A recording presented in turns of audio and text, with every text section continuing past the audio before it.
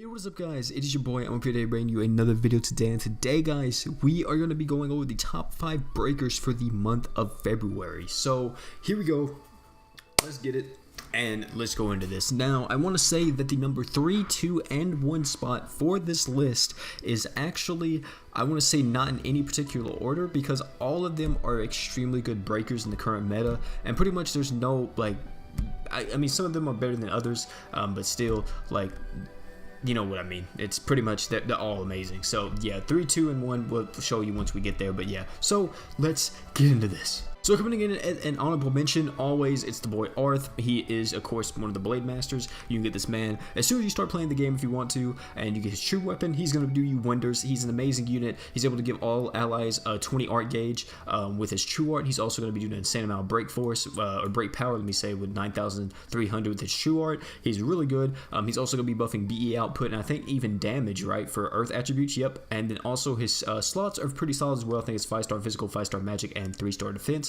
It is. So hey man, he's very solid unit. He definitely deserves an honorable mention spot on the top 5 breakers list. So yeah, really good. Coming in though at the number 5 spot, we have TT. TT still is one of the best breakers in the game, no matter how you look at it. She is not awoken yet. Hopefully we'll get awoken, or we'll have awoken TT soon. Even though awoken TT is kind of a nerf to her specifically, but still she's going to be very decent once she has her awoken state. But yeah, TT still is one of the best breakers in the game. She has paralysis with her break. Also on top of that as well, with her, well, it's no longer on her normal art, it's on her true art, right? She'll be increasing the break power of everyone as well by, I think it's by 25% right now in global, for 8 seconds, which is really good, and you have a high chance to paralyze the enemy, which is also very solid. On top of that as well, you get natural art gauge. You increase your art gauge by 2 naturally, and then you also get boss break. Whenever the boss breaks, you get BE appearance amount 100% up, so you're more likely to get BE with a boss breaking, which she's a breaker, so she's going to be able to break the boss. And on top of that as well, she's going to have magic damage from enemies 30% down, boss break damage 20% up. So literally, she has the stuff to make her extremely strong. Whenever she breaks the boss, she's going to be doing a ton of damage, and she's a very good unit. On top of that, the only real downside to TT, in my personal opinion, is just her slots. Her slots are just literally all magic attack, which kind of sucks because there's no real good magic item that just increases break power, which is kind of what you want. There's nothing that really does that right now, unless I'm just forgetting one. But yeah, so it kind of sucks in that regard. So she can't equip something like Relic Mav, but still, she's really good. She's a very good unit. Of course, she's from the One Punch Man crossover event. Hopefully, we'll get that around the time Season 2 starts for One Punch Man. So more than likely, this crossover will be coming back in the future for Grand Summoners. But yeah, apart from that though, that is TT coming in at the number 5 spot. Number 4 spot, we have Awoken Daisy. Daisy, one of the best water breakers in the game, probably the best water breaker to be honest. Probably under her would be, I guess, Herrick, I would want to say. So yeah, Daisy is an extremely good unit with her entire skill set. Her skill will increase her own art gauge by 7, and also break force 1900, 1700% water physical damage. Her normal art has 8, or oh my god, I almost said 2000, 28,000% water physical damage. If the enemy, oh no, that's not 28,000, my bad, that's 12,000, I couldn't see it. 12,800% water physical damage. If the boss breaks while the art is active, you get art gauge max. So if you're using your normal art and the boss breaks, you will get your true art instantly, which is really good. So once you have your true art, you're going to be doing 22,500% water physical damage, 30% damage, well, 30% damage dealt for 15 seconds, and then also you're going to reduce the enemy's action speed by 30%. So it's really good. So you're going to be buffing everyone's damage by 30%.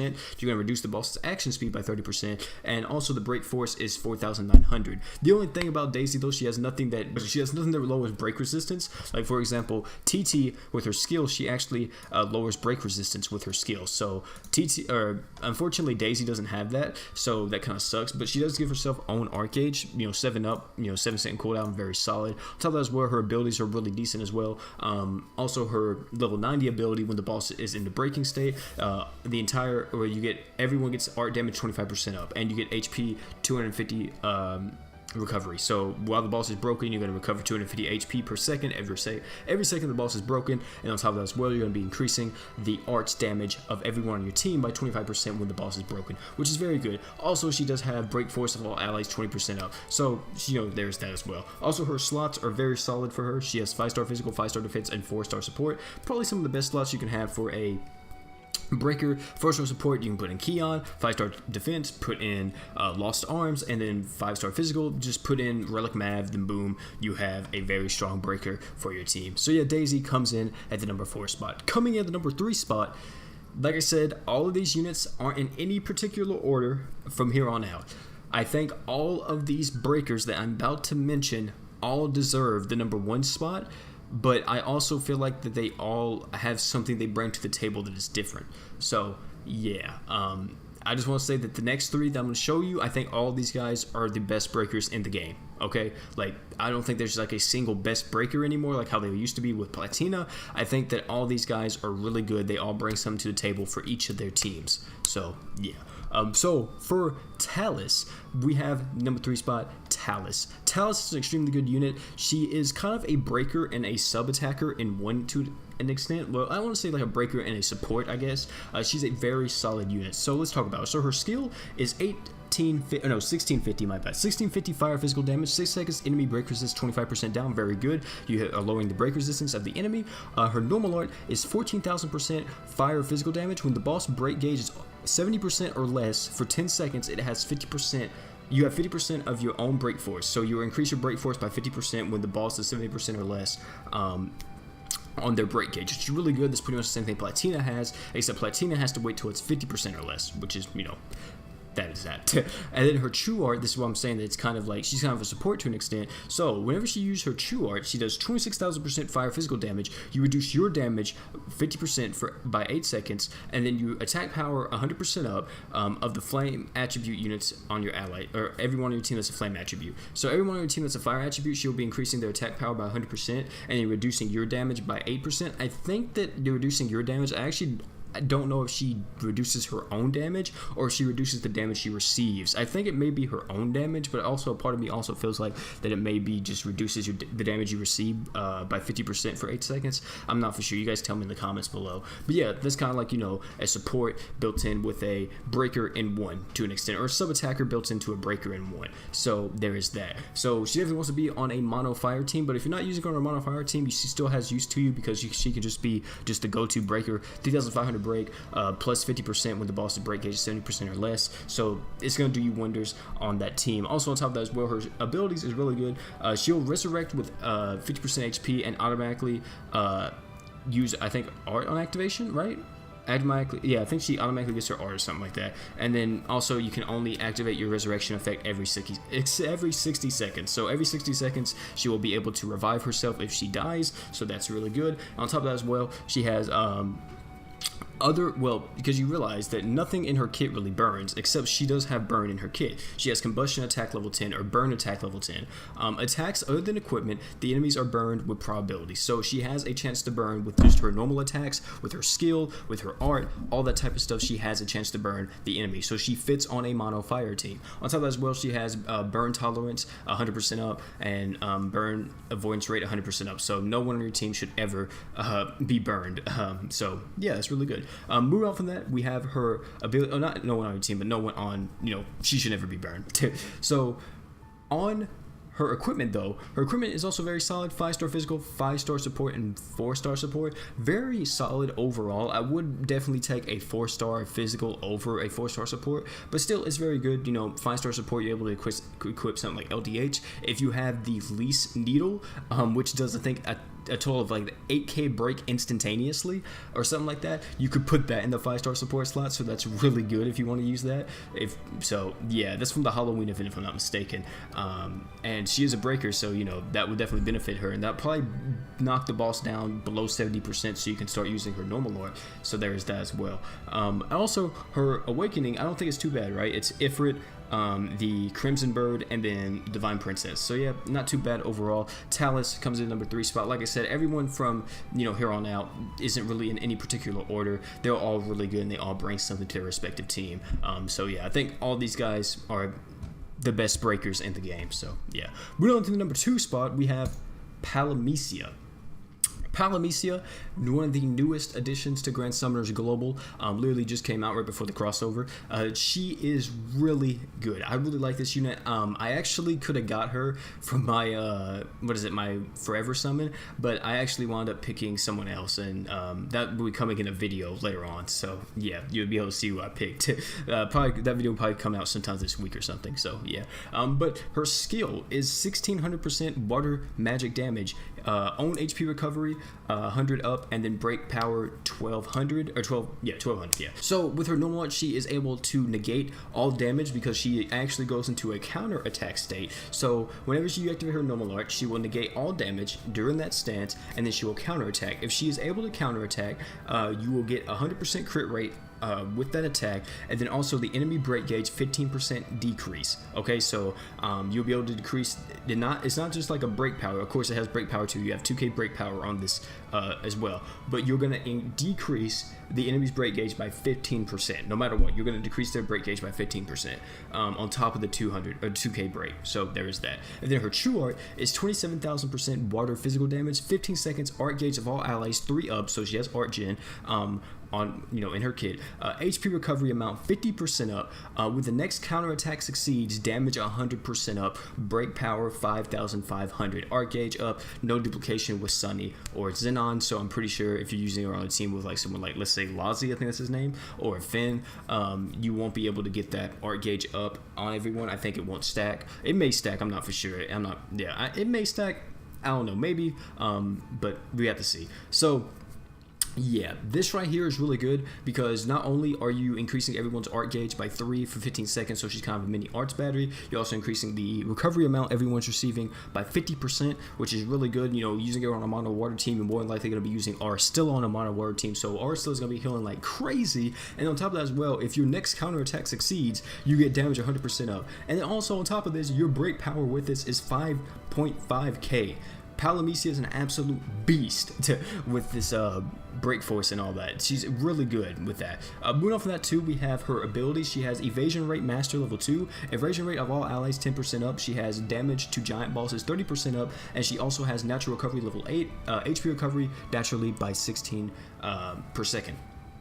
Also on top of this as well, her equipment slots are 5-star magic, 5-star heal, and 4-star magic. Really, the magic, or her equipment slots is really her own downside, in my personal opinion. 5-star magic, like two magic attack slots, and then a 5-star heal slot is definitely kind of trash for her, considering that she is a breaker, and she's going to want to break the boss, and a lot of the good breaking equipments that we have in the game currently are mostly physical attack weapons. Hopefully, later on in the future, we get some good magic attack items that are actually for breakers, because we definitely need that, because that definitely hurts her ranking a lot on this.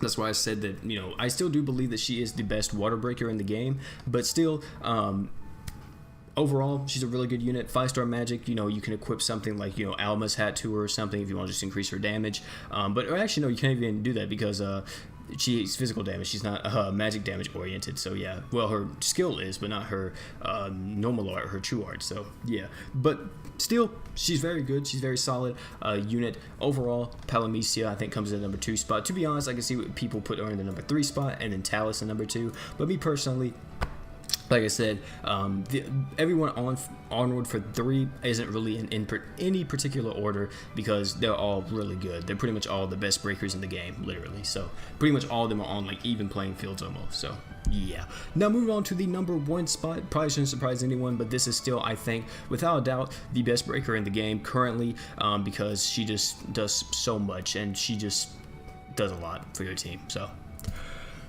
Platina.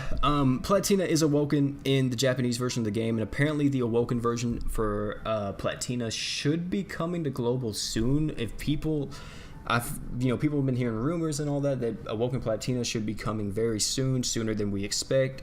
So maybe, but right now, awoken Platina, Platina herself, let me say, is a really good unit. The only thing I will say is I know that probably Platina should probably be number 3 actually, and then Polynesia 2, then number 1 would be Talus, or maybe Polynesia 3, Platina 2, and then Talus number 1. But still, I know a lot of people still consider Platina to be the best breaker in the game, the go-to breaker without a doubt. If you need to break the boss, you bring Platina because she just does wonders for you. So, and I definitely agree. So her skill is 1800% physical damage, or light physical damage, 7 seconds enemy break resistance 25% down, break force 2100. Her normal art is 13,000% light physical damage. When the break value of the boss is 50% or less for 10 seconds, your own break power 50% up, break power 3,500. Whenever she is awoken, I think this goes to 70% or less, and then she gets 70% or more break power with her normal art, if I'm not mistaken. So that's really good whenever she's awoken. And then also whenever she's awoken, her true art is able to faint, but you're pretty much able to be using her true art. You're pretty much going to be spamming her. On top of that as well, her equipment, or her, not equipment, but her abilities are extremely good. So we have Guardian of the Holy Light, or the Holy Knight.